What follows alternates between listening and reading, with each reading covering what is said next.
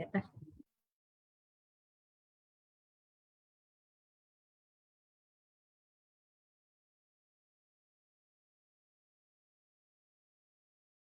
I oh mind.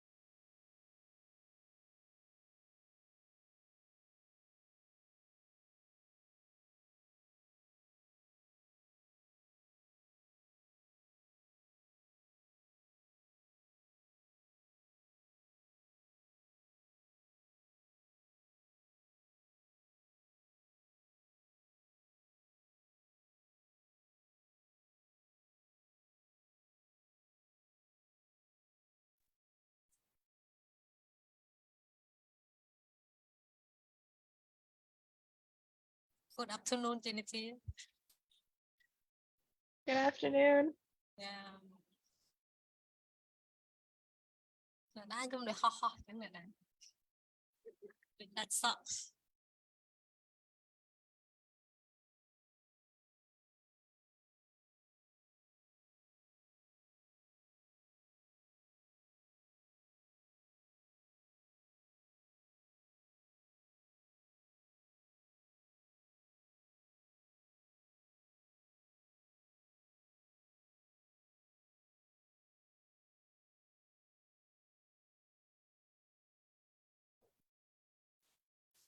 Cha chuẩn bị xô.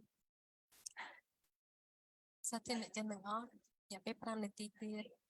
ច្រាក់នាទីនឹងផ្សាយបន្តផ្ទាល់អំពីបទកថានេះរសៀលនេះ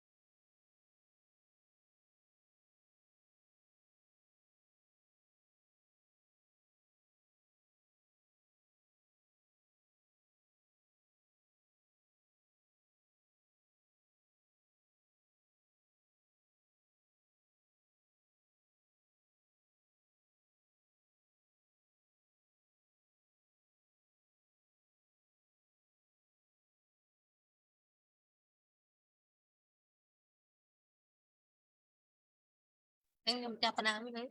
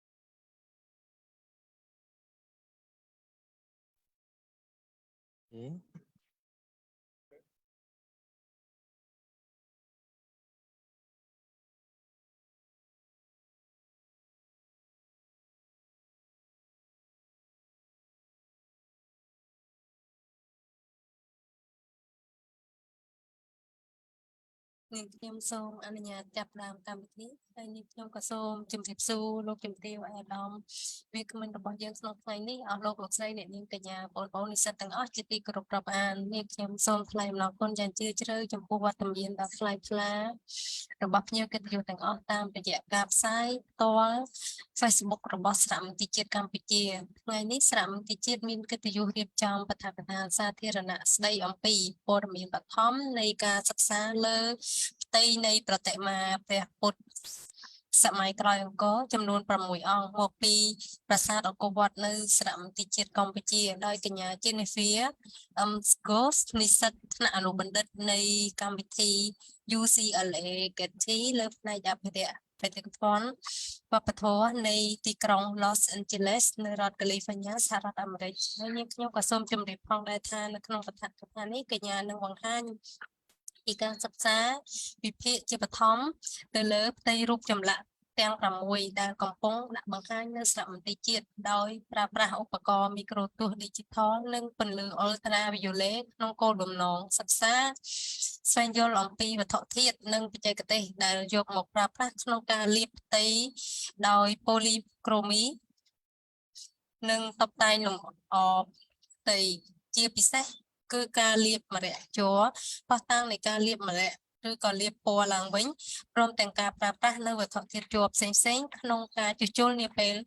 ក្រោយៗមកទៀតហើយនាងខ្ញុំក៏សូមបញ្ជាក់ផងដែរថាបន្ទាប់ពីបទកថានេះនឹងមានកម្មវិធីសំណួរនិងចម្លើយរយៈពេល30នាទី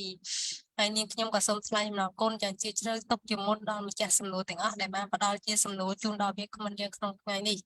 ហើយនាងខ្ញុំក៏សូមបញ្ជាក់ផងដែរថានៅក្នុងបទកថានេះនឹងធ្វើជាភាសាអង់គ្លេសហើយមានការបកប្រែជាភាសាខ្មែរដោយលោកឡាសុហេងចា៎ Yes, good evening. A very warm greeting from the National Museum of Cambodia. Distinguished ladies and gentlemen, each and every one of you. Welcome to the National Museum of Cambodia. Today we have an honor to conduct an online talk titled Preliminary Surface Evaluations of 6 post-Korean Buddha statues from the Angkor Wat at the National Museum of Cambodia by Jennifer McGough is a graduate student from the UCLA Getty Master Program in the Conservation of Cultural Heritage in Los Angeles, California, USA. And live on Facebook of the National Museum of Cambodia. My name is Megal Yan, the MC for the talk. On behalf of the National Museum of Cambodia, I would like to extend our appreciation for your presence today. And first of all, let me introduce Jennifer Ghost is a graduate student from the UCLA Getty Master Program in the Conservation of Cultural Heritage in Los Angeles, California, USA. And this talk will present the preliminary observations from the surface analysis on 6 of the statue currently on display at the National Museum of Cambodia using digital microscopy and ultraviolet fluorescence to evaluate the materials and techniques used in the applications of surface polychromy and ornamentation with particular attention to lacquers, resins, evidence or relacquers or repainting and the use of the resinous material in letter repair. So I would like to inform that this talk will be in English language and be translated into Khmer by Mr. La Saheng. Without further ado, let us start our program by welcoming Jennifer McGough. Yes, please. Thank you so much, Chambrapso. It's an honor to be here. I will go ahead and share my screen.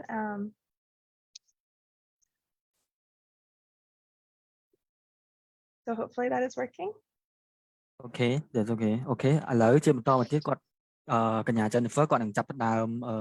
បទកថារបស់គាត់ Okay, Jennifer. Great. So good afternoon, everyone, and thank you for joining me today for this presentation on the work I completed in a week-long stay at the National Museum of Cambodia.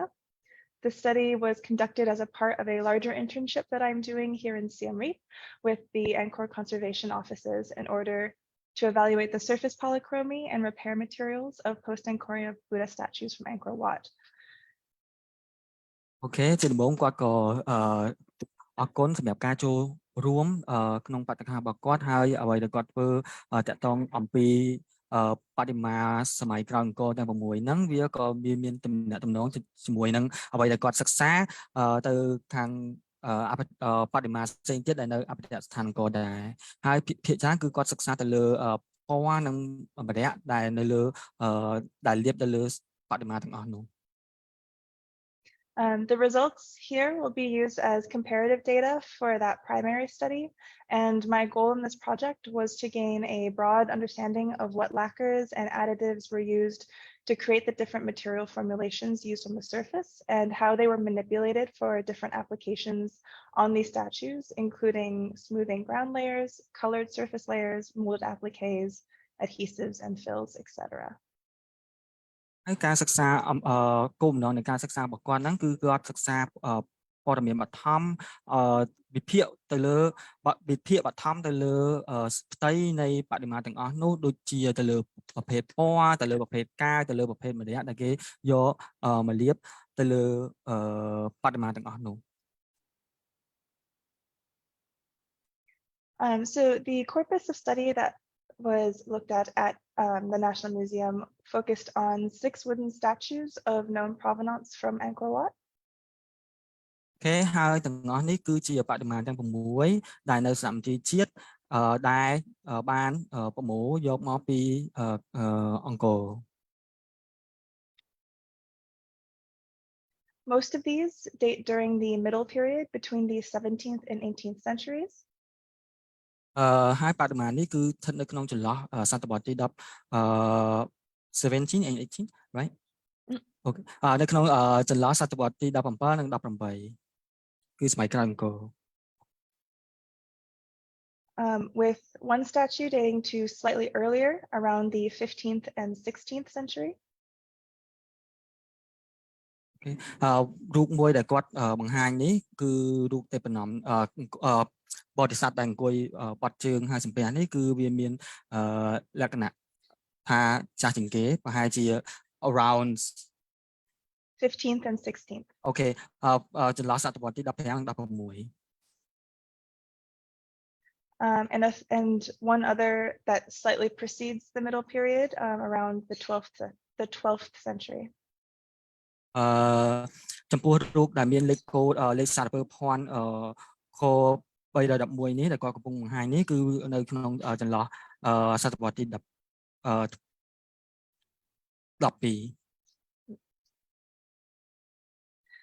So first, I'd like to just give a little historical context for this collection. បន្តមកទៀតគាត់នឹងបង្ហាញអំពីប្រវត្តិខ្លះៗអំពីបដិមាទាំង6នៅក្នុងសមទីនេះ The middle period of Khmer history, spanning from the 15th to 19th centuries, was marked in Angkor by several transformations and reinvestments of temples with Theravada Buddhism's iconography and religious practices. នៅក្នុងនោះគឺវាបដិមាទាំងអស់នោះគឺវានៅប្រហែលចន្លោះក្រោយសម័យអង្គរពីប្រហែលជាសតវត្សទី15ទៅដល់19ហើយគឺវាមានការប្រែប្រួលការវិវត្តការប្រែប្រួលនឹងច្រើនសម័យច្រើនបែបច្រើនយ៉ាង The inscriptions created during this period described an era of reconstruction and pilgrimage to the site of Angkor Wat. ហើយតើតងសាលាចរិតនេះណាគឺបានបង្ហាញអំពីការធ្វើតើតងរឿងមរយៈតើតងអំពីការវិវត្តមួយរបស់ប្រាសាទអង្គរវត្តដែរ Oh, sorry. Jenny, can you please like a little bit slow because Oh, like, yes. yes. Yeah, sorry. Okay. Two inscriptions in the northwestern wing identify King Anchan as the patron of narrative panels completed in this area in 1564 AD.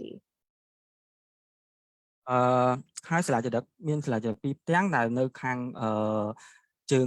ឈៀងខាងលិចដែលនៅប្រហែលជាឆ្នាំplease use ឆ្នាំ 1564 Inscriptions in Prayapin and Bakan recount additional restorations and alterations at the temple, notably the modification of the central sanctuary. ហើយសាលាចរិតនេះក៏បាននិយាយរៀបរាប់អំពីការជួសជុលតើតងអំពីជួសជុលប្រាសាទនិងតើតងអំពីការជួសជុលអំពីបដិមាផ្សេងៗនៅក្នុងប្រាសាទអង្គរវត្តនៅក្នុងសម័យកណ្ដាលផងដែរ These inscriptions also include an account by the Queen Mother in which her burned hair was mixed with lacquer in order to restore the Bakan statues of Buddha, which you can see on the slide. Okay. ហើយនៅក្នុងនោះក៏បានរៀបរាប់អំពីមានមេដារបស់ស្ដេចមួយអង្គដែលបានយកកាកេសាហ្នឹងលាយជាមួយនឹងមរយៈហ្នឹងដើម្បីធ្វើការជួសជុលទៅលើបដិមានៅក្នុងប្រាសាទអង្គរវត្តហ្នឹងដែលបង្កត់បង្ហាញនៅក្នុង Additional inscriptions carved in not only Khmer but other languages are found in Phnom Bakhang and Prayapin, indicating both the domestic and international draw this site had for pilgrims and merchants. Okay. ហើយនៅក្នុងក្រៅពីសាលាចរិតជាភាសាខ្មែរនៅសម័យកណ្ដាលហ្នឹងក៏គាត់បានរកឃើញសាលាចរិតជាភាសាផ្សេងៗទៀតដូចយើងឃើញនេះគឺជាភាសាជប៉ុនជាមួយនឹងភាសាភូមាដែលតកតងនៅក្នុងសម័យកណ្ដាលនោះដែរ The accumulation of sculptures in the Buddhist halls of Angkor Wat are linked to these pilgrimages. តកតងជាមួយនឹងពុទ្ធបដិមាផ្សេងៗដែលបានតម្កល់នៅអង្គរវត្តហ្នឹងក៏ប្រហែលជាមានតកតងអំពីបច្ចេកទេសផ្សេងៗតកតងទៅនឹងពួកការជួសជុលហ្នឹង link ជាមួយភ្ជាប់ទំនាក់ទំនងជាមួយនឹងពួកបរទេសដែលគាត់បានមកលើទឹកដីខ្មែរហ្នឹងនៅសម័យកណ្ដាលហ្នឹងផងដែរ The Buddha statues collected and venerated in Prayapin on the second floor and in Bakan at Angkor Wat included both stone and wooden statues at varying levels of preservation, many of which still retain remnants of the lacquered surfaces. ហើយនៅក្នុងបដិមាទាំងអស់នោះបដិមាខ្លះក៏នៅមានស្នាក់ស្នាមដែលជាមរយៈជាពណ៌ហ្នឹងនៅលើនឹងផងដែរ And it is evident that many of these statues have undergone historic instances of repair and reconstruction in line with the efforts described in the aforementioned inscriptions, as well as iconographic modification as the site shifted into Theravada Buddhism. ហើយនៅក្នុងក្រៅពីមានសាកស្នាមជាម្នាក់ហ្នឹងពេលខ្លះក៏មានសាកស្នាមជាការជួសជុលដូចដែលនៅក្នុងសាលាចរិតគាត់បានលើកឡើងហើយវាមានផ្នែកខ្លះដែលអាចមានសល់ពណ៌ឬក៏ស្នាមផ្សេងៗដែលគាត់នឹងបង្ហាញនៅពេលបន្តិចទៀត However, contemporary research into these methods of restoration and modification, as well as the materials used, is lacking.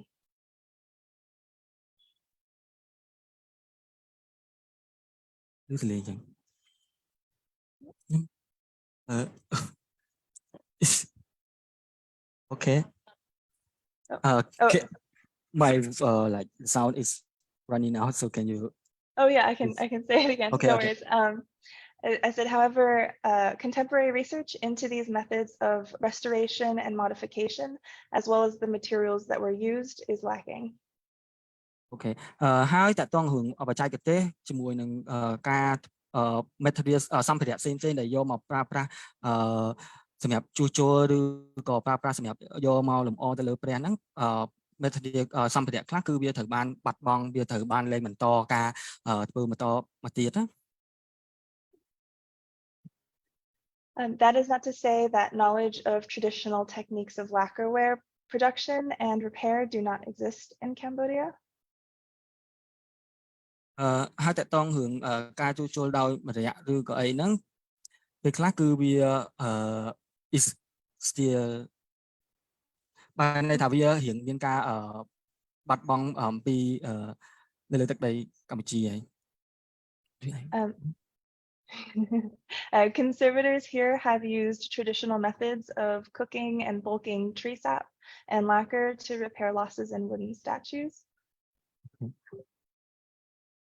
ហើយតើតងអំពីការជួសជុលហ្នឹងពេលខ្លះក៏គេប្រើជាបច្ចេកទេសបុរាណដែលប្រើម្រ័ក្សដល់ការស្លម្រ័ក្សឬការផ្សំគ្រឿងសម្រាប់ក្នុងការជួសជុលហ្នឹង And traditional artists also continue to produce sculpture and lacquerware and to train fellow artisans. ហើយអ្នកដែលចេះចំណេះដឹងតកតងរឿងការជួសជុលតាមម្រ័ក្សបុរាណហ្នឹងក៏ព្យាយាមធ្វើការបណ្ដុះបណ្ដាលទៅអ្នកចំនួនក្រោយៗទៀត Yet the international origins of many visitors to Angkor Wat during the Middle Period may have brought the influence of foreign lacquer technology and new materials that could have been adapted to the repair and modification of these statues. ហើយនៅក្នុងសម័យកណ្ដាលដែលមានជនបរទេសផ្សេងៗដែលបានមកលើទឹកដីអង្គរឬក៏មកកម្ពុជាហ្នឹងប្រហែលជាពំនាំយកនៅបច្ចេកទេសក្នុងការធ្វើម្រ័ក្សឬក៏សម្ភារៈផ្សេងៗដែលប្រើក្នុងការធ្វើខ្មុកម្រ័ក្សហ្នឹងនាំមកផងដែរហើយអតិពលទាំងអស់ហ្នឹងប្រហែលវាអាចផ្សាយភាយទៅលើការប្រើប្រាស់ម្រ័ក្សហ្នឹងនៅក្នុងសម័យកណ្ដាលហ្នឹងផងដែរ So the evaluations for this project were conducted using 3 methods, including portable qualitative methods of macroscopic visual examination, digital microscopy, and ultraviolet induced visible fluorescence. នៅក្នុងវិធីការសិក្សារបស់គាត់គឺគាត់ប្រើវិធីសាស្ត្រ3គឺទី1គឺការវិភាគដោយភ្នែកទទេទី2គឺការប្រើការវិភាគដោយប្រើ digital របៀប digital មីក្រូទស្សន៍ទី3គឺប្រើប្រាស់ពន្លឺ UV ឬពន្លឺ ultraviolet. It's important to note that these methods are not diagnostic alone, but they can help to broadly distinguish between materials and to identify areas of interest for further qualitative and chemical analyses. ហើយការដែលយើងវិភាគប៉ុណ្ណឹងក៏វាមិនទាន់គ្រប់គ្រាន់ដែរវានៅមានការអាចវិភាគបន្តផ្សេងទៀតតកតងអំពីវិភាគជាមួយនឹងសារធាតុគីមីផ្សេងឬក៏មានម៉ាស៊ីនផ្សេងៗទៀតសម្រាប់ក្នុងការវិភាគ So just a brief description, macroscopic visual examination is just an elaborate way of saying that which you can see with your eyes. តកតងវិធីសាស្ត្រទី1ហ្នឹងគឺការវិភាគដោយប្រើប្រាស់ផ្នែកទទេហ្នឹងឬក៏យើងហៅថា visual examination ហ្នឹងគឺដូចរូបដែលគាត់បានបង្ហាញអញ្ចឹង However, it shouldn't be discounted as an integral part of examination, since macroscopic understanding of an object can help you comprehend how different components relate to one another on a larger scale. ការដែលយើងមើលដោយភ្នែកទទេហ្នឹងគឺយើងអាចឃើញផ្នែកផ្សេងៗនៃបរិមាណហ្នឹងនៅក្នុងទំហំមួយដែលធំ It gives context to what is observed in the other methods. អូខេហើយវាជាអ្វីមួយដែលផ្សារភ្ជាប់ទៅនឹងការវិភាគផ្សេងៗទៀត So digital microscopy is simply an optical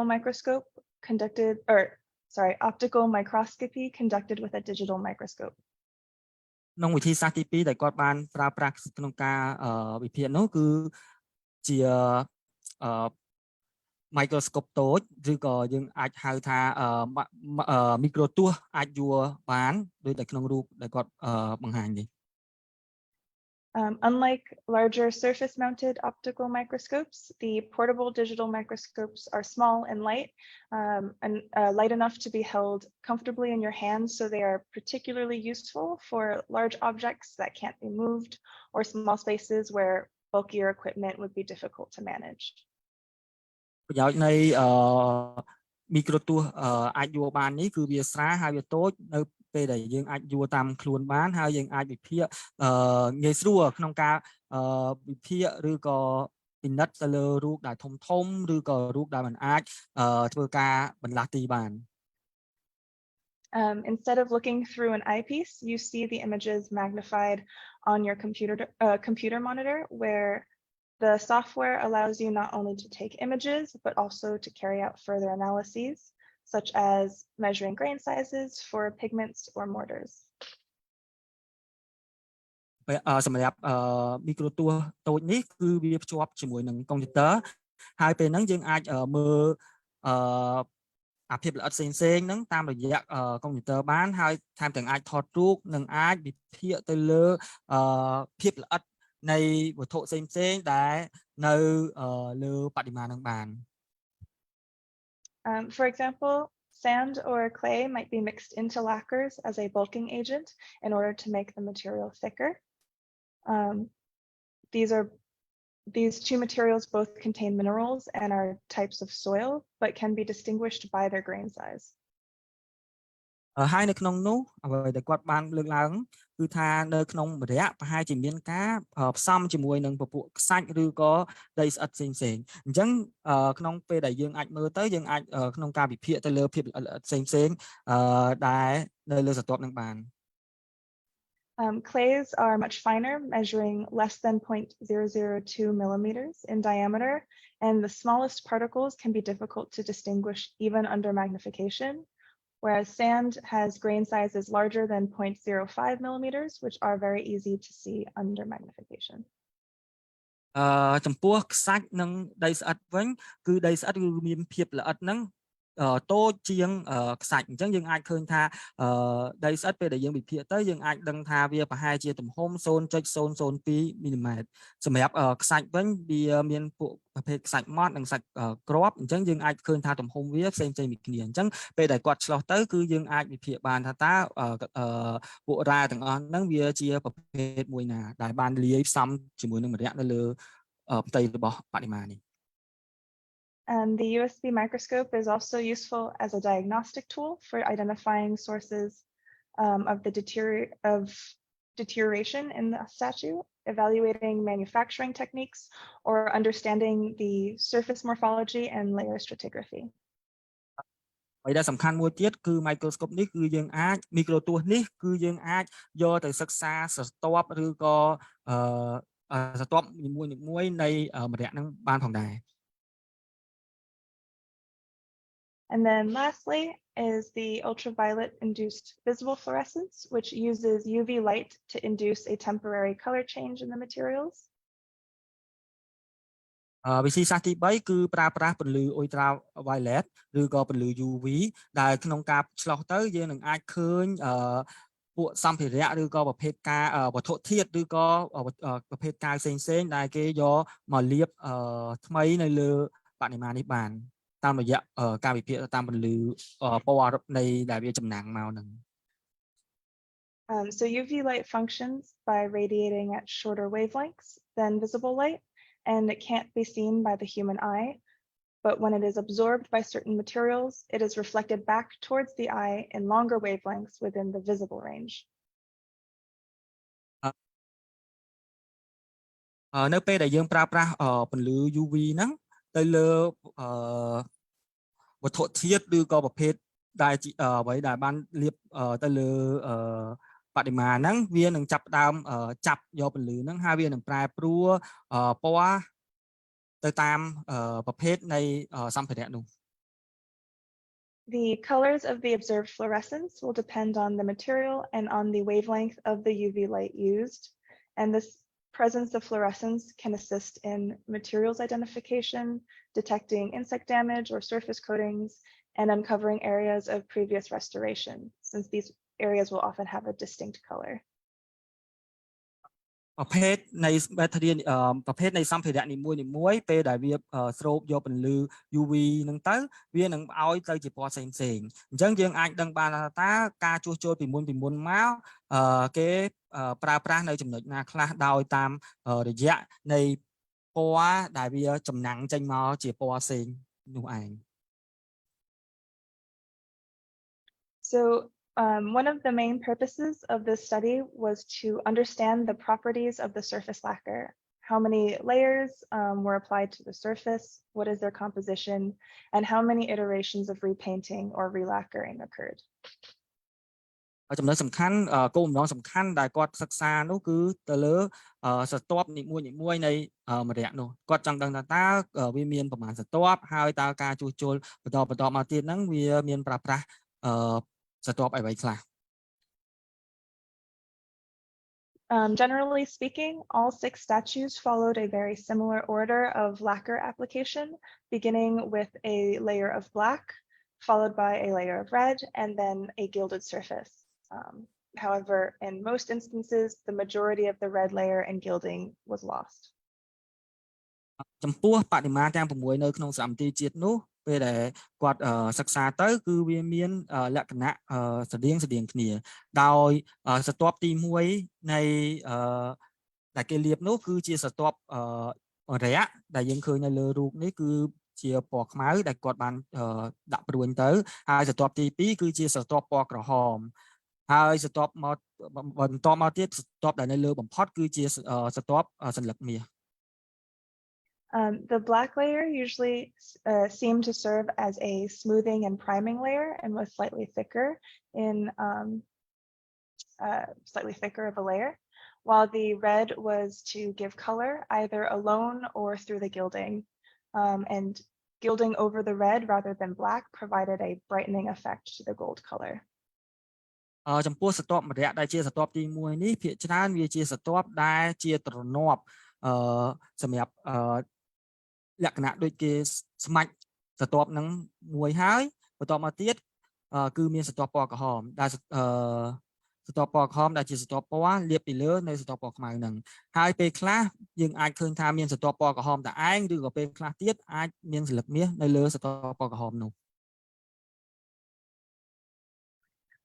However, 3 of these statues had notable exceptions or variations to the standard.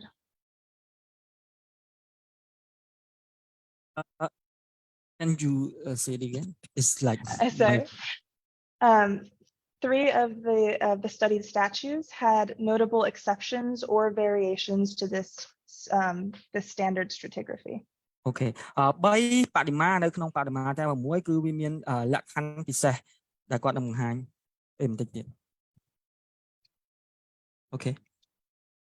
So standing Buddha GHA 35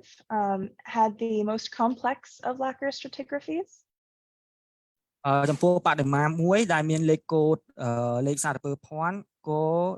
35គឺយើងឃើញថាវាមានលក្ខណៈស្មុគស្មាញបន្តិចដោយថាវាមានច្រើនស្រទាប់ It seemed to reflect at least 2, possibly 3 iterations of lacquering, and this layering pattern was slightly variable across the object. ទៅលើផ្ទៃនៃបរិមាណនោះវាអាចប្រហែលជាមាន3ឬក៏2ឬ3ស្រទាប់នៃស្រទាប់ម្រ័ក្សណ៍នៅលើនោះ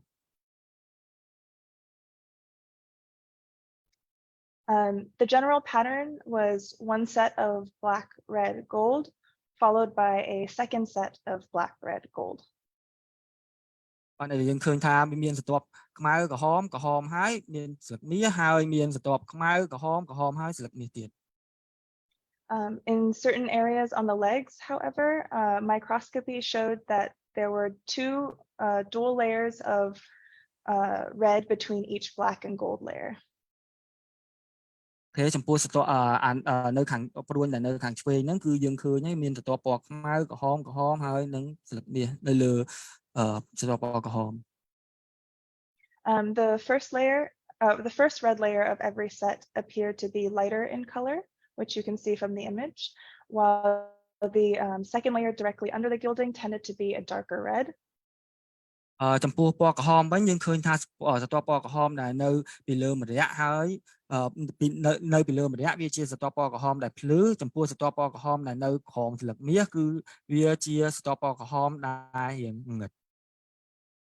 This may indicate that different formulations of red, such as in the type or quality of pigment, might have been used. អញ្ចឹងក្នុងករណីហ្នឹងប្រហែលជាការប្រើប្រាស់ពណ៌ក្រហមហ្នឹងវាមានពណ៌ក្រហមផ្សេងៗ For example, a less expensive red could have been used in the lower layers, such as perhaps a red ochre that was found more readily, in order to give the overlying layers depth. But then a more expensive cinnabar red could have been used in a lesser quantity on the surface because it was readily seen. អញ្ចឹងពណ៌ក្រហមសម្រាប់ពណ៌ក្រហមដែលភ្លឺនេះប្រហែលជាពណ៌ក្រហមដែលថោក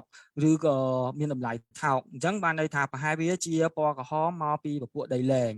សម្រាប់ពណ៌ក្រហមដែលវារាងងឹតនេះប្រហែលជាពណ៌ក្រហមដែលមានតម្លៃថ្លៃដូចជាពពួកថ្មហឹងគល់ឬក៏យើងហៅក្រហមហឹងគល់ឬស៊ីនីបាហ្នឹងដែលជាពណ៌ក្រហមនៅពីលើពណ៌ក្រហមដែលមានតម្លៃថោក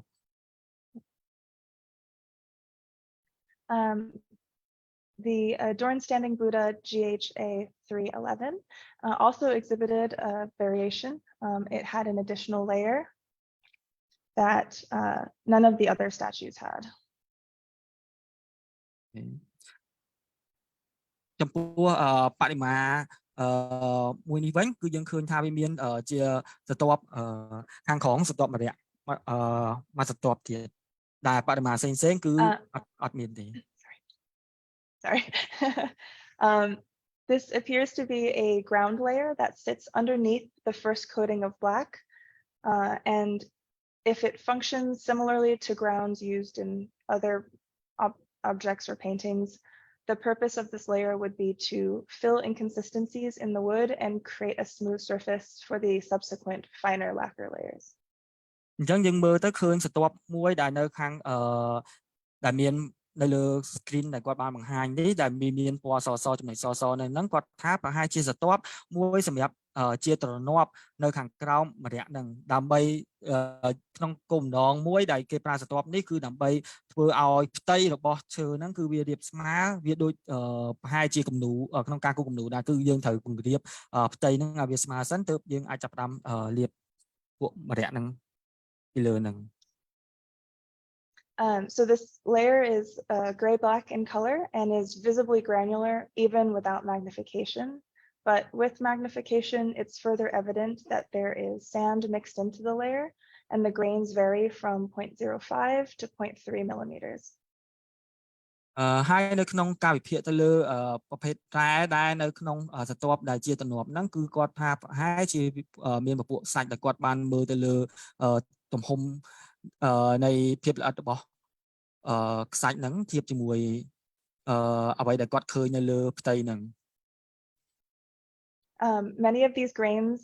especially the larger ones, are irregularly shaped and may indicate crushed shell rather than mineral sand. Which one on the picture? The circles. Oh, the circle. Okay. Please. Okay. I'll say it again. Sorry. No worries. Many of these grains are irregularly shaped in their Okay. orange circles and may indicate a crushed shell rather than mineral sand. Fresh សម្រាប់អ្វីដែលគាត់បានដំបងលើផ្ទៃហ្នឹងដែលដំបងពណ៌ក្រហមនេះគាត់ថាប្រហែលជាមិនមែនជាពួករ៉ែទេ So while working with you, Sokan, he introduced the concept that calcium carbonate has been historically mixed with resins and other binders for construction or repair, such as for plasters. អូខេហើយគាត់ពេលដែលធ្វើការទាំងអស់គ្នាជាមួយខ្ញុំនៅក្នុងរឿងនឹងដែរគឺគាត់ខ្ញុំក៏ឲ្យយោបល់ថាតើវាគួរតែជាប្រភេទពួកម្សៅកបោឬក៏ជាមនីសិលាដែរទេនៅក្នុងហ្នឹងក៏យើងកំពុងតែគិតទៅលើនឹងដែរតែគឺអត់ទាន់បានធ្វើការវិភាគបន្តទេ So shells are a natural source of calcium carbonate, and crushed shell has been used for these purposes as well as for other contexts, such as betel leaf preparations for eating. So it's not unlikely that shells could have also been crushed and mixed with lacquer. អូខេហើយនៅក្នុងនោះក៏យើងឃើញថាមានប្រភេទជាខ្យងដែលគេយកមកបិទទៅលើបដិមាហ្នឹងហើយយើងឃើញថាពេលប្រើប្រាស់នៅក្នុងការលម្អទៅលើបដិមាផងដែរអូខេ UV fluorescence further supports this idea as the grains can be seen fluorescing white even with your naked eye, as you can see in the image on the bottom right. And that's the same color that shells fluoresce naturally. អូខេហើយចំពោះរូបមួយដែលនៅខាងស្ដាំនេះនៅក្រោមគឺជារូបដែលបង្ហាញអំពីការឆ្លោះជាមួយនឹងពន្លឺ UV ដែលមានការបិទខ្យងនៅលើបរិមាណហ្នឹងយើងឃើញថាវាឲ្យពណ៌ទៅជារៀងពណ៌ផ្ទៃមេឃហ្នឹងដែលមួយទៀតដែលគាត់បានឆ្លោះជាឯកសារមួយសម្រាប់ឯកសារយោងគឺហៅថា database ដើមណាគឺយើងធៀបគ្នាទៅគឺវាមានការចំណាំងនៃ UV ហ្នឹងគឺពណ៌ដូចគ្នាអញ្ចឹងបានន័យថាខ្យងក៏ត្រូវបានប្រើប្រាស់ក្នុងការលម្អទៅលើបដិមាទាំង6បដិមានៅដែលបិទម្នាក់ហ្នឹងផងដែរ Additionally, given that in thicker areas, this layer has micro cracking, which are small cracks in the surface that appear similar in size and distribution to the surrounding lacquer. It's possible that the binder used in the ground is lacquer. ហើយនៅក្រោមដែលមាននឹងវាអាចប្រើប្រាស់ជាប្រភេទពួកកាវធម្មជាតិផ្សេង However, UV fluorescence of this area predominantly displays a soft gray fluorescence, whereas most lacquers will range in either no fluorescence or orange fluorescence. ហើយពេលដែលយើងប្រើប្រាស់ពន្លឺ UV ទៅវានឹងចំណាំងទៅជាប្រភេទពណ៌ផ្សេងអាចថាពេលខ្លះវាអាចទៅជាពណ៌រៀងទឹកក្រូចឬក៏ពេលខ្លះវាអាច orange and gray, right? It'll fluoresce. It either won't fluoresce or it will be orange. Okay. ចំណាំងពណ៌រៀងបែកទឹកក្រូចដូចដែលរូបគាត់បានបង្ហាញនេះពេលដែលយើងដាក់ពន្លឺ UV ទៅ UV analysis of the surrounding lacquers on the statue show that most of it fluoresces orange, which is a similar observation from most of the other statues. So it's fairly distinct from this ground layer. ហើយម្នាក់ដែលនៅ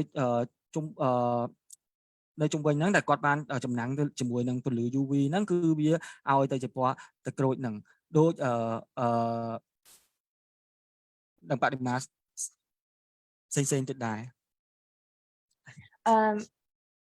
This might suggest that a different binding medium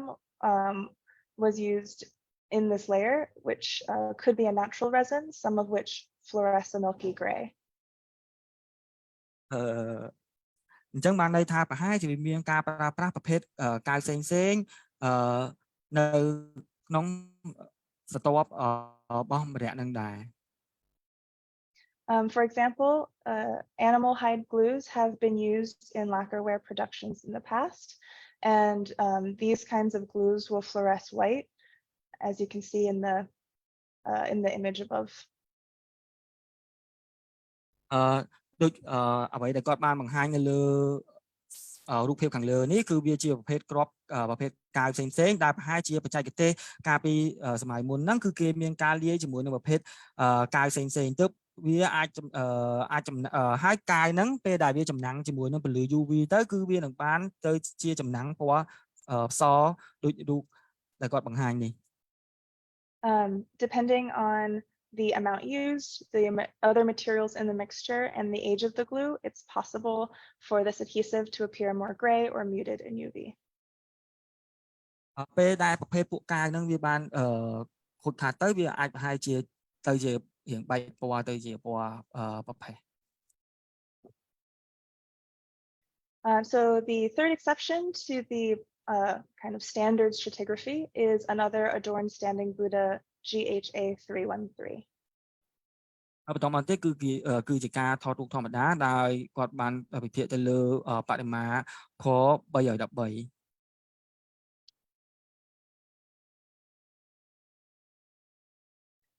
While the bulk of the surface reflects that same black, red, gold pattern, the areas of floral gilding have an additional red layer localized to just under the gold, presumably as the adhesive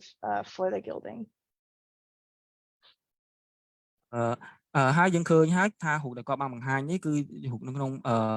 មីក្រូទស្សន៍មិញហ្នឹងគឺយើងឃើញថាកន្លែងដែលមានស្លឹកមាសហ្នឹងគឺខាងក្រោមហ្នឹងគឺវាជាពណ៌ក្រហមហ្នឹងវាជាប្រហែលជាប្រភេទកាវដែលគេបិទហ្នឹងអញ្ចឹងបានន័យថាមានតែក្រោមពណ៌ក្រហមឯងដែលវាមានក្រហមស្លឹកមាសឯងដែលវាមានពណ៌ក្រហមដែលជាប្រភេទកាវហ្នឹង It's unclear if the lacquer was applied using a stencil or freehand with a brush. And while stenciled gilding is a known technique to create repeating motifs, the results tend to be more uniform. Okay. ហើយនៅលើផ្ទៃបោះម្រ័ក្សហ្នឹងមិនដឹងថាតើគេប្រើជាលក្ខណៈស្មាច់ដោយដៃធម្មតាឬក៏ប្រើជក់ទេដោយសារយើងឃើញនៅលើផ្ទៃហ្នឹងវាមានកន្លែងផ្សេងៗគួរឲ្យកត់សម្គាល់ These floral motifs are a little bit more variable, which may mean that the secondary layer was applied by brush. Which one? The floral, the little gold flowers. Okay. កន្លែង gold flower is mean like it's gonna put a brush on it, right? Just that the red lacquer under it may have been applied by a brush instead of a stencil because it's more variable. ហើយនៅក្រោមផ្នែកដែលជាពណ៌ក្រហមហ្នឹងប្រហែលជាប្រើជក់យើងឃើញអាចឃើញស្នាមនៅក្នុងការលាបវានេះ This same statue also has extensive ornamentation around the neck, hips, and headdress that are molded pieces of thickened lacquer adhered to the surface. ហើយកន្លែងផ្នែកផ្សេងៗទៀតប្រហែលជាវាមានលក្ខណៈដកផ្សេងការរចនាឬក៏លម្អផ្សេងៗ Areas of loss indicate that these pieces were applied after the application of the black layer, but before the red lacquer, and there's no additional black layer between the molded piece's surface and the red lacquer. Can you a little bit point it because like I got confused. Yeah, sorry. So areas where the ornamentation has been lost, Okay. They show that the application of the black lacquer layer came before the addition of these molded pieces, but then the red lacquer came after. Okay. នៅកន្លែងដែលវាមានការជ្រុះទៅលើអាគ្រឿងលម្អនេះគឺយើងឃើញថាវាមានស្ទាប់ម្រ័ក្សហើយបន្ទាប់មកទៀតបានវាចាប់ផ្ដើមមានស្ទាប់ពណ៌ក្រហមជាមួយនឹងស្ទាប់មាសសម្រាប់ដែលមានគ្រឿងលម្អ And there's also no additional black layer between the surface of the molded elements and the red lacquer.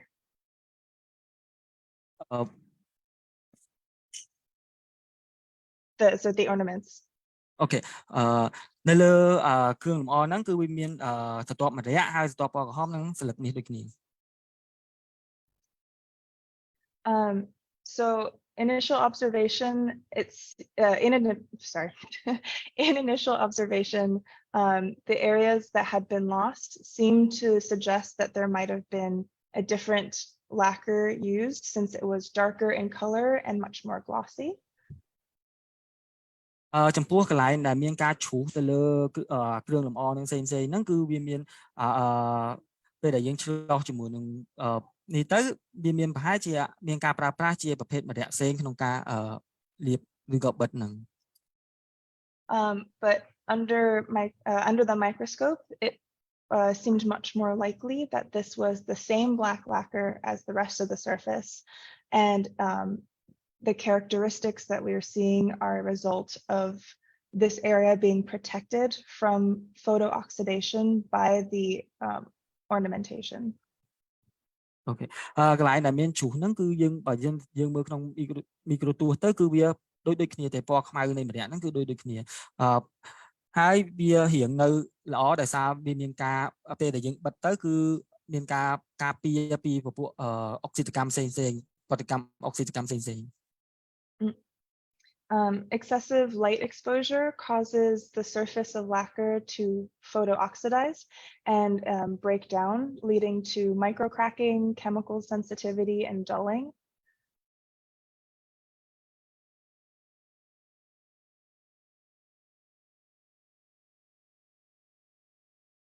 Oh no.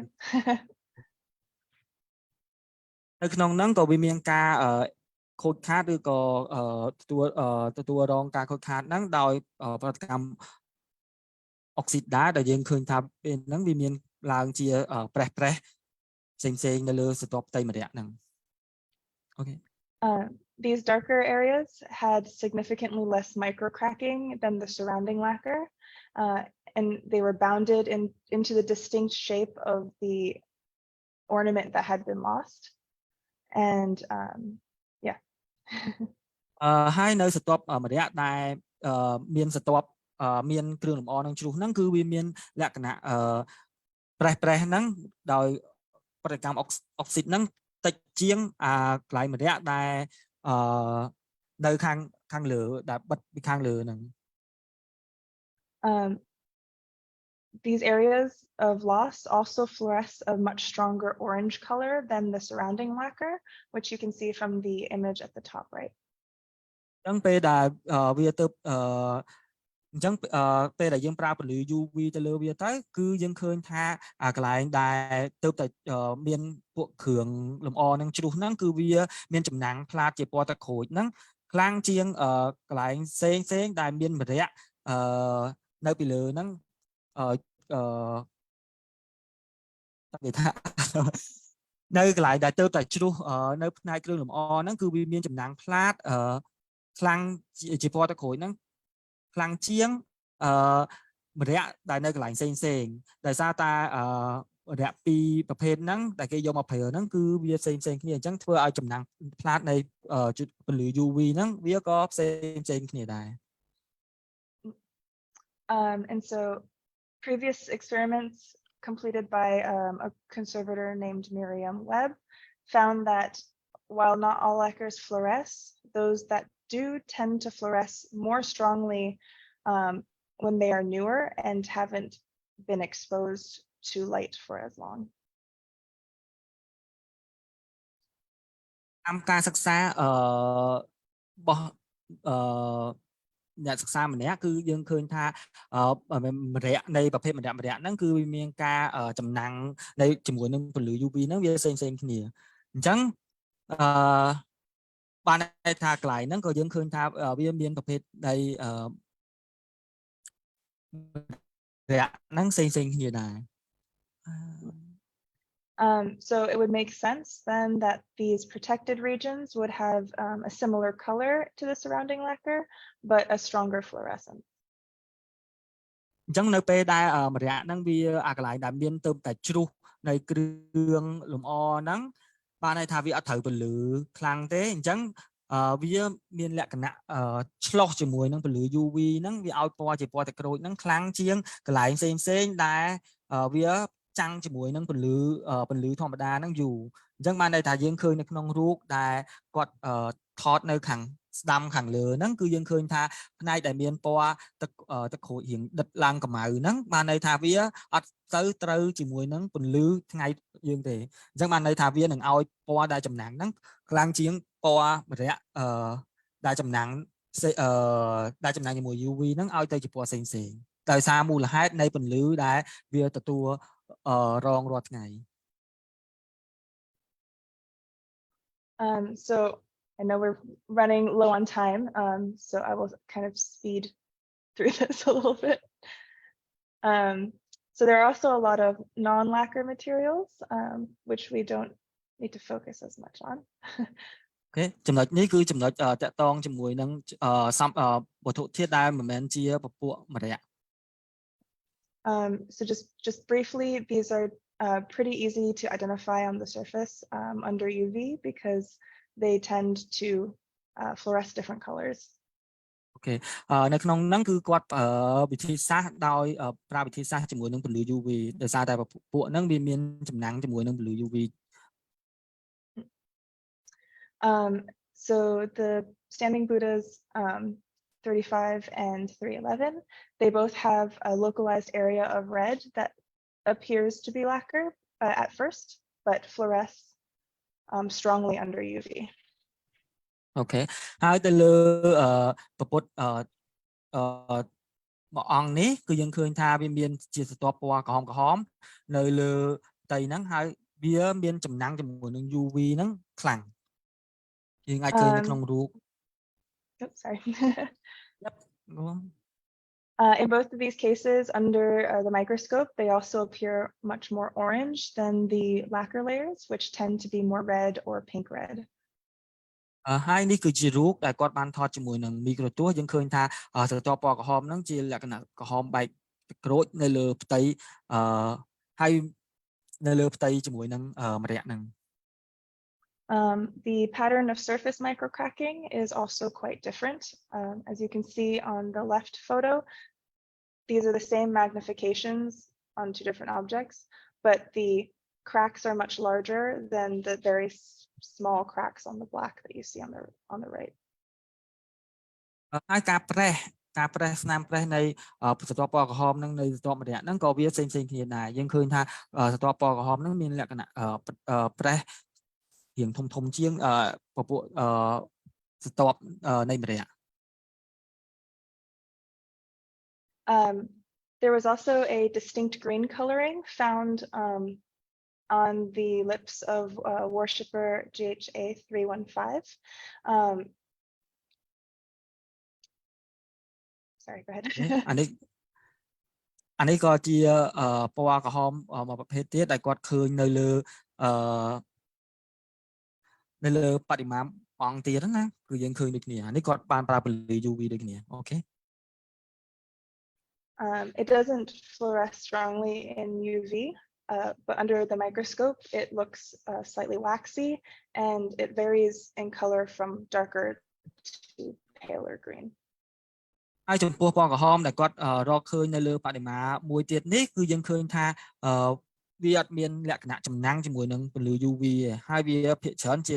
មានស្រទាប់ពណ៌ខ្មៅហ្នឹងវាប្រែទៅជាពណ៌ខ្មៅនៅលើហ្នឹងនៅលើស្រទាប់ពណ៌ក្រហមហ្នឹង There are a couple of possibilities of what this could be. First is a green paint, of course, although it's unclear why the color would be focused on the lips. ហើយយើងឃើញថានៅលើបបោមាត់ហ្នឹងក៏វាមានពណ៌ជាលក្ខណៈពណ៌បៃតងដែរប្រហែលជាមានការលាបជាលក្ខណៈពណ៌បៃតងនៅលើហ្នឹង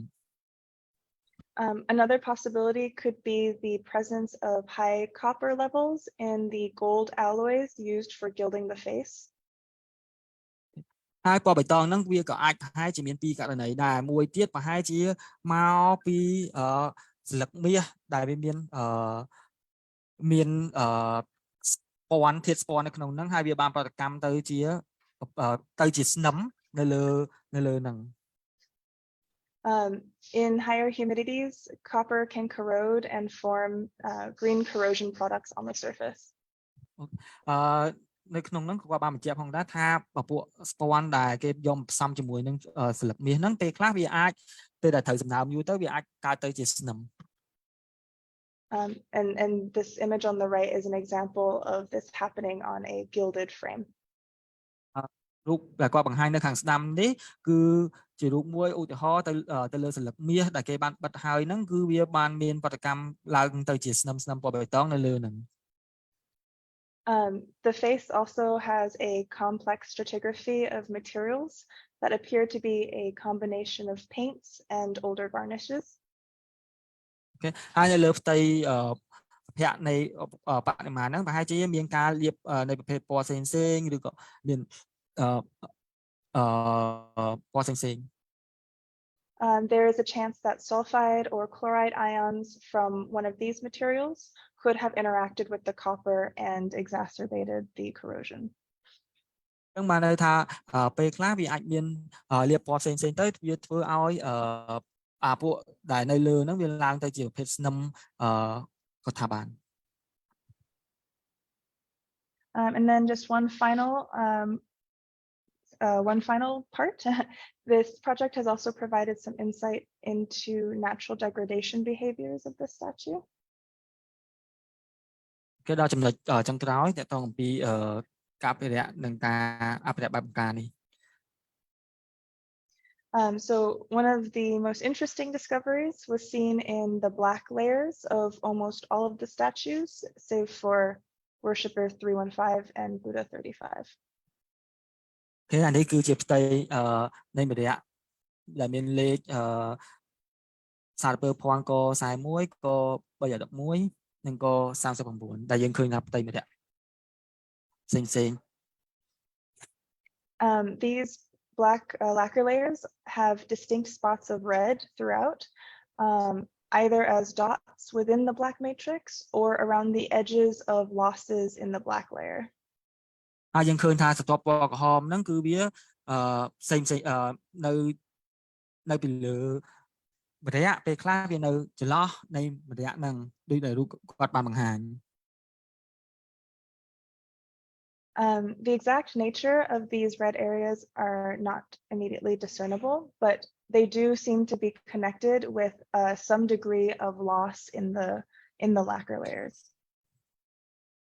អូខេហើយយើងឃើញហើយថាស្រទាប់ពណ៌ក្រហមហ្នឹងពេលខ្លះគឺវាអត់នៅគង់វង្សយូរទេវាអាចជ្រុះឬក៏ហើយប៉ុន្តែវាជាស្រទាប់មួយ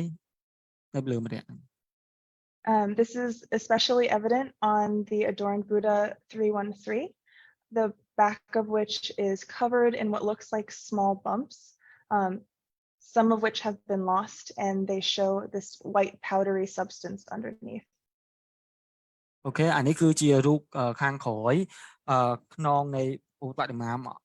លេខសារពើភ័ណ្ឌក313ហ្នឹងយើងឃើញថាវាមានការជ្រុះនៃពពួកស្រទាប់ក្រហមហ្នឹងឃើញថាវាមានស្រទាប់ម្រ័ក្សចុចខ្មៅនេះ Under the microscope, these areas coincide with dots of red color, and the losses match the shape of the red dots. អូខេហើយជារូបខាងស្ដាំនេះគឺជារូបនៅក្នុង microscope ហ្នឹងដែលយើងឃើញនេះហើយឃើញស្រទាប់ពណ៌ក្រហមជាមួយនឹងស្រទាប់នេះ So the adorned standing Buddha GHA 41, it also has similar losses to the previous Buddha statue, but the amount of red is higher in some areas and the losses match their more irregular shapes. ហើយនៅចំពោះពពុទ្ធបដិមាកខ41វិញក៏មានលក្ខណៈជ្រុះនៃស្រទាប់ពណ៌ក្រហមនឹងដូចគ្នាដែរប៉ុន្តែអាការជ្រុះនៃស្រទាប់ពណ៌ក្រហមនឹងវាតិចតួចបំផុតនេះយើងឃើញថាវាអត់សូវដូចបដិមាមុនទេ There are a few theories as to the cause of this. While thicker applications of lacquer can appear black without the addition of pigment, it is in fact naturally usually a deep brown or red depending on the lacquer tree it came from. Okay ចំពោះ slide នេះគាត់បង្ហាញអំពីលក្ខណៈនៃម្រ័ក្សដែលយើងដឹងហើយថាម្រ័ក្សពេលខ្លះវាចេញមកគឺជាជ័រពណ៌ខ្មៅហ្មងដែលយើងមិនចាំបាច់ប្រើលាយជាមួយនឹងម្សៅពណ៌អីទេវាបានទៅជាពណ៌ខ្មៅតែវាទៅតាមប្រភេទនៃដើមនៃម្រ័ក្សនោះដែរ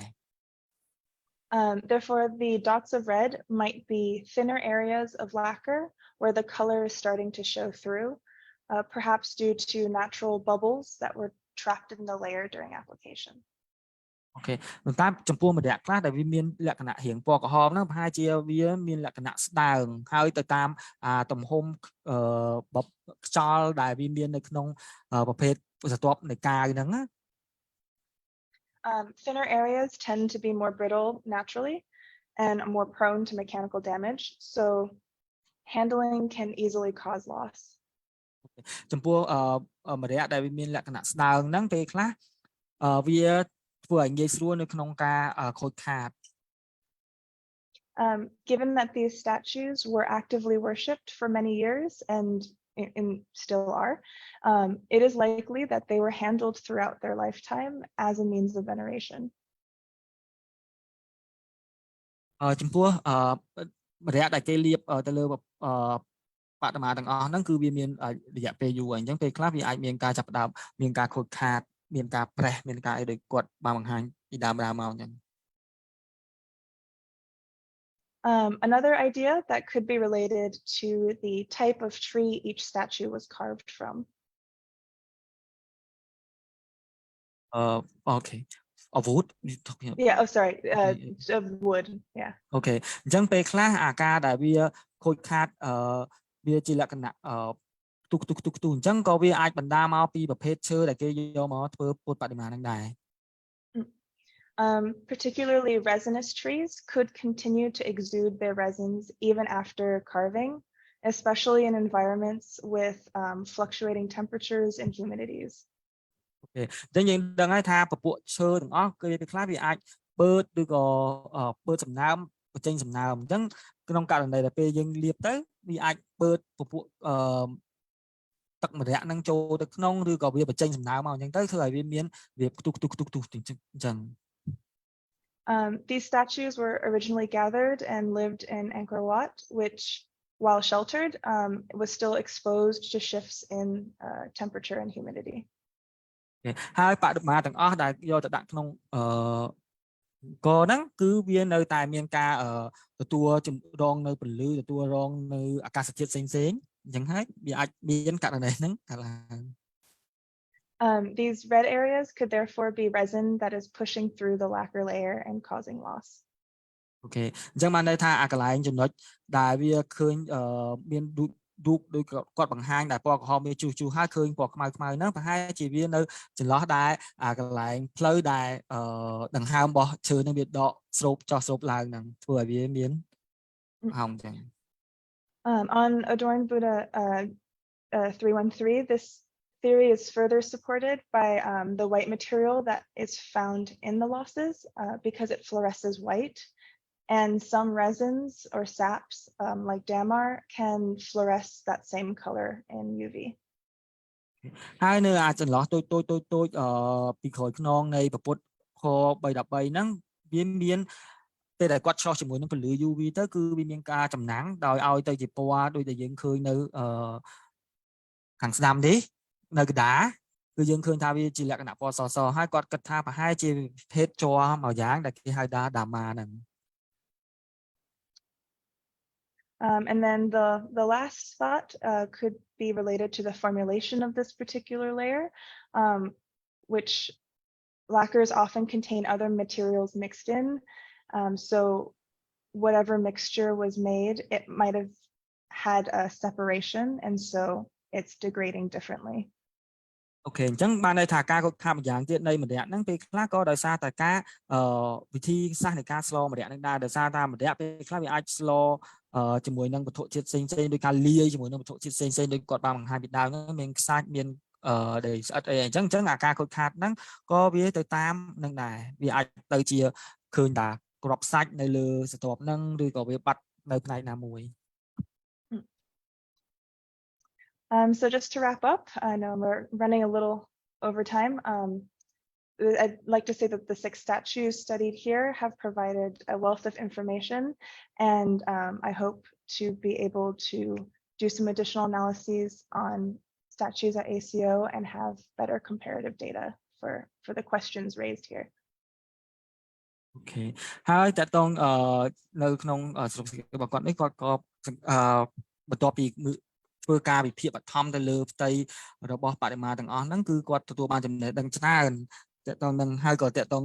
ទទួលបានសំណួរច្រើនដែរអញ្ចឹងគាត់សង្ឃឹមថាអាចថ្ងៃក្រោយគាត់នឹងធ្វើការវិភាគប្រមូល sample ឬក៏វិភាគបន្ថែមទៅលើនឹងឆ្លើយតបទៅលើសំណួរដែលជាចម្ងល់របស់គាត់នឹងបន្តទៅទៀតនឹងមានការហើយទាំងអស់ហ្នឹងគឺយើងអាចយកទៅប្រៀបធៀបជាមួយនឹងបរិមាណផ្សេងៗទៀតដែលគាត់បានសិក្សានៅអភិរក្សស្ថានគរហ្នឹង And for just my last kind of wrap-up slide, I would like to thank the National Museum of Cambodia for welcoming me and supporting my study there, and also the Angkor Conservation for hosting me these last 3 months and helping me with my study as well. ជាចុងក្រោយគាត់ក៏សូមអរគុណទៅដល់សហមន្ត្រីជាតិនិងអភិរក្សស្ថានគរដែលជួយគាត់នៅក្នុងការសិក្សានេះ And thank you, Sokang, for your translation. Okay, a very bad translation, I think. So I will happily take questions in the last few minutes. I hope so.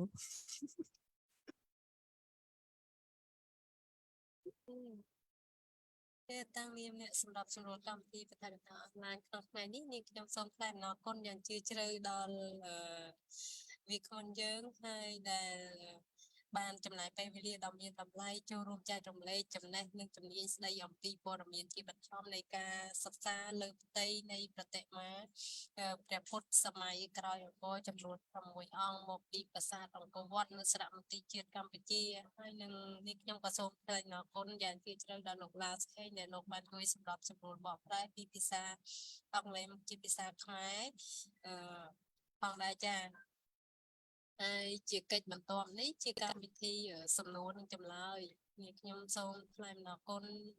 យ៉ាងជ្រាលជ្រៅទុកជាមុនដល់ម្ចាស់សំណួរទាំងអស់ដែលបានផ្ដល់ជាសំណួរជូនដល់វាគ្មិនយើងក្នុងថ្ងៃនេះ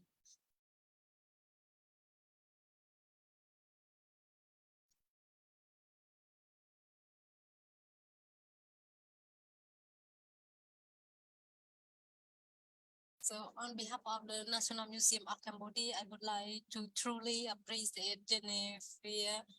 McGough for sharing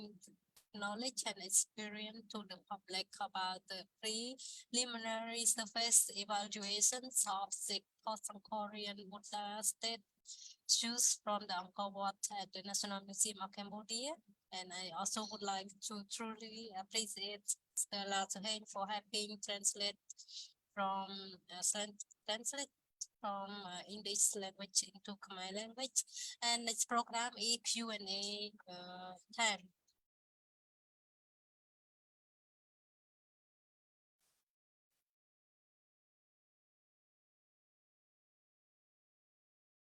Okay. ចាឥឡូវនេះនាងខ្ញុំទទួលបានសំណួរពីសាធារណជនយើងដែលលោកចាប់ផ្ដើមហើយក៏សូមសួរដល់វាគ្មិនយើងផងដែរចាពីបងស្រីវ៉ាន់វ៉ុតគាត់បានជំរាបសួរខ្ញុំសូមសួរថាតើអាចដឹងទេឈើដែលបុព្វបុរសខ្មែរយកមកឆ្លាក់ធ្វើប្រតិមាព្រះពុទ្ធជាប្រភេទឈើអ្វីដែរចាសូមអរគុណ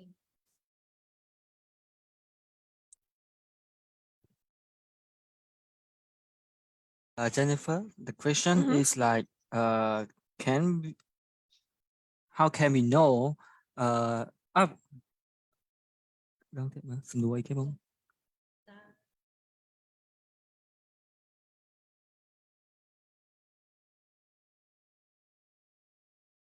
Okay. The question is like, what kind of wood that my ancestor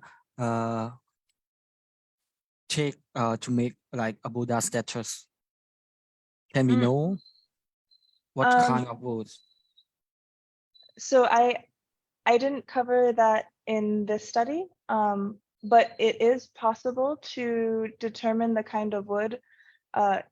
It usually requires sampling or taking a small piece of the wood and studying it under a microscope. And you can compare it to different types of wood to see if it has the same morphology. Or you can do chemical tests to identify markers, like through pyrolysis, gas chromatography, mass spectrometry, that can tell you as well. Okay. តាក់ទងអំពីយើងអាចដឹងប្រភេទនៃឈើនឹងបានតាមវិធីសាស្ត្រណាគឺគាត់បានបង្ហាញថានៅក្នុងការសិក្សារបស់គាត់គឺគាត់អត់បានផ្ដោតសំខាន់ទៅលើប្រភេទឈើទេប៉ុន្តែក្នុងករណីថាយើងអាចដឹងតាមវិធីណាបានគឺយើងត្រូវតែប្រមូលសំណាកបន្តិចនៃសាច់ឈើហ្នឹងយកទៅមើលក្នុងមីក្រូទស្សន៍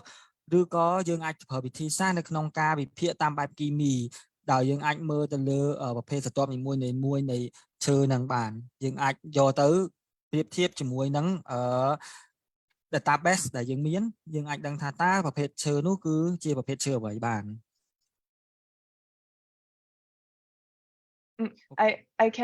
I can add that I do believe they were all hardwoods, because that's pretty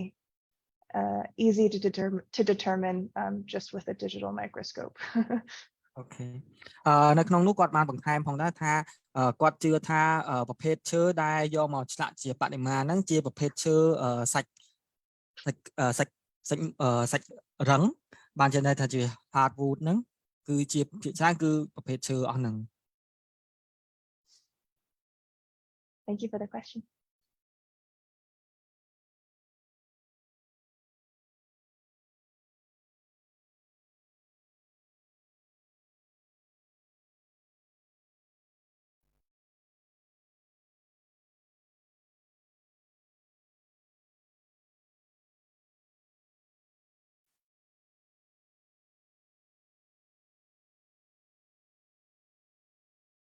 There's no more question.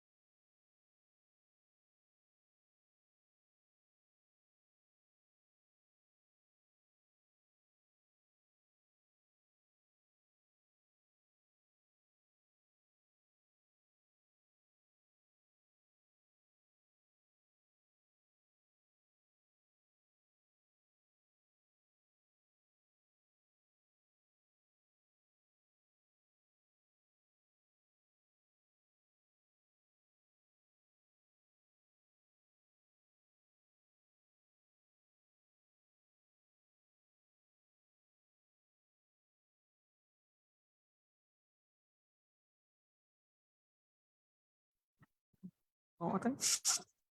Okay.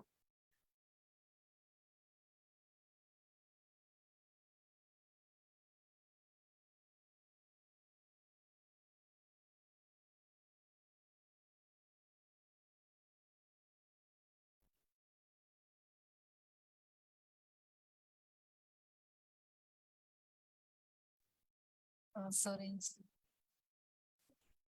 Yeah, we got another question.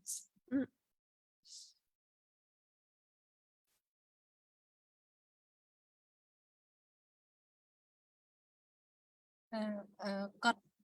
ឥឡូវនេះយើងទទួលបានសំណួរមួយទៀតដែលសាធារណជនយើងបានសួរថា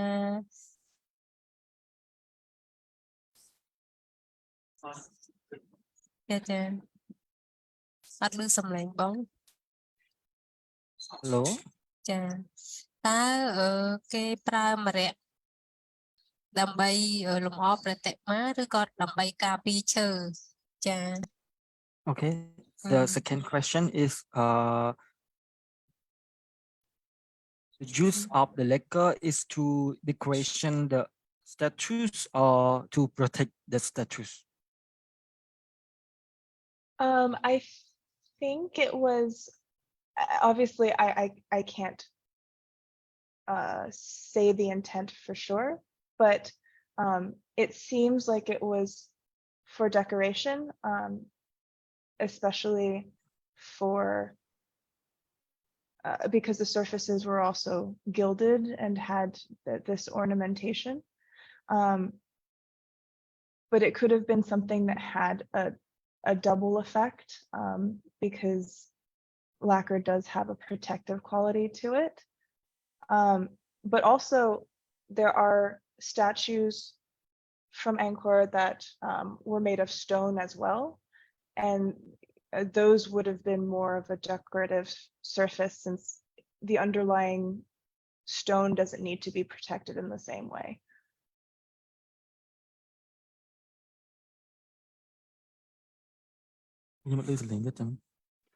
Okay.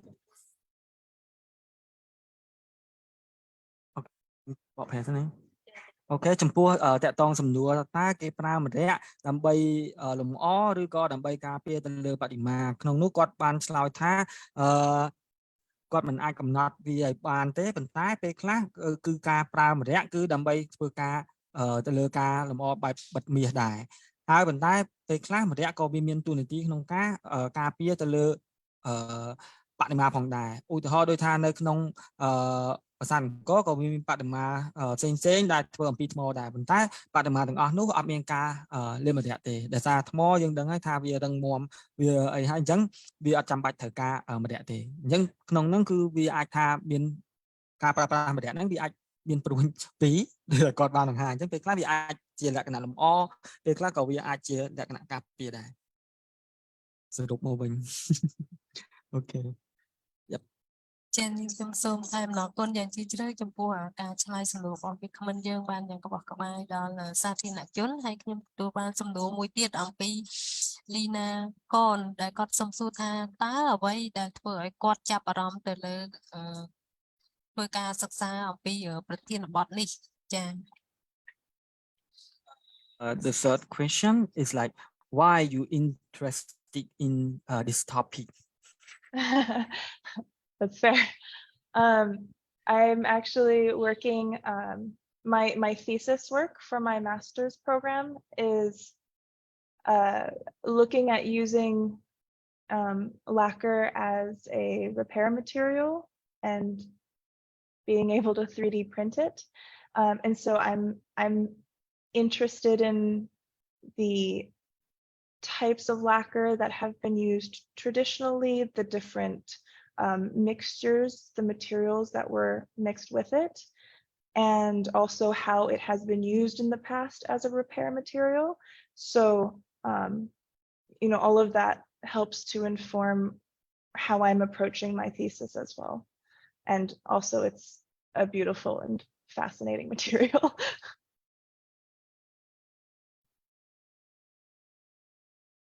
Okay ចំពោះសំណួរទី3គាត់បានឆ្លើយថាដោយសារទី1គឺគាត់ពេលដែលគាត់រៀនអំពីអនុបណ្ឌិតហ្នឹងគឺប្រធានបទដែលគាត់សិក្សាហ្នឹងតកតងអំពីម្រ័ក្សដែលត្រូវយកមកជួសជុលសម្រាប់ការជួសជុលអញ្ចឹងហើយគឺគាត់ចាប់អារម្មណ៍ទៅលើពពួកម្រ័ក្សទាំងអស់ហ្នឹងហើយអ្វីដែលគាត់ចង់បន្ថែមទៀតនោះគឺគាត់ចង់មើលអំពីអតីតកាលនោះតើគេយកម្រ័ក្សហ្នឹងលាយជាមួយអីខ្លះដើម្បីមកជួសជុលហ្នឹងសារសពជាមួយនឹងពេលបច្ចុប្បន្នហ្នឹងអូខេគឺអ្វីដែលសំខាន់គឺសរុបមកវិញគឺដោយសារតាវាតកតងជាមួយនឹងប្រធានបទសិក្សារបស់គាត់កម្រិតអនុបណ្ឌិតហ្នឹង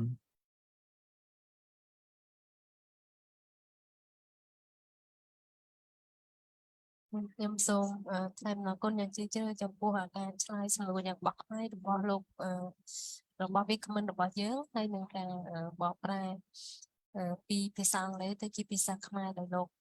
ឡាសហេងបានយ៉ាងក្បោះក្បាយហើយដោយសារពេលវេលាយើងមានកំណត់ ដូច្នេះនាងខ្ញុំ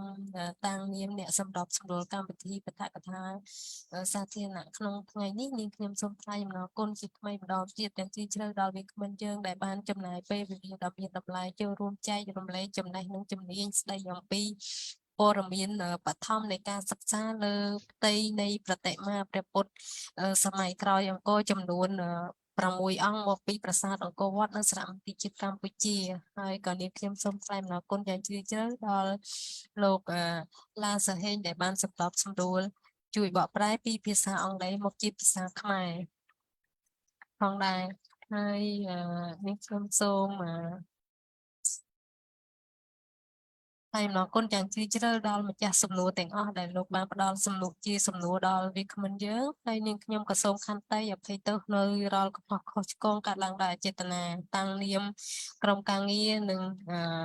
នាងខ្ញុំសូមអរគុណនិងសូមជម្រាបលា So coming to the end of the program, on behalf of the National Museum of Cambodia, I would like to truly appreciate again to Jennifer McGough for sharing knowledge and experience to the public about the preliminary surface evaluations of 6 post-Angkorian Buddha statues from Angkor Wat at the National Museum of Cambodia, and I also would like to truly appreciate Mr. Lazarhen for helping translate from English language to the Khmer language from there. So we would like to say thank you and goodbye. Bye now. Thank you so much. Yes. Thank you, Jenny. See you. Yeah. Goodbye. Have a nice day. You too. Yeah. Hope see you soon.